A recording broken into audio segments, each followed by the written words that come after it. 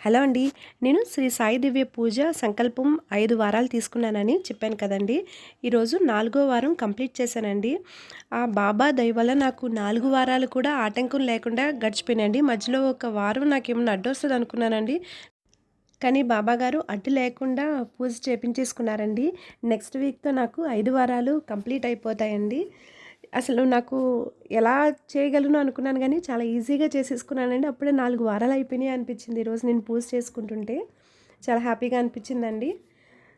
ఈ వారం నేను ఎక్కువ వీడియోస్ తీయలేదండి. సింపుల్‌గా నేను చిన్న వీడియో కింద క్లిప్ కింద తీసి మీకు చూపించేస్తున్నానండి. ఎందుకంటే దేవీ నవరాత్రులు కూడా కదండీ!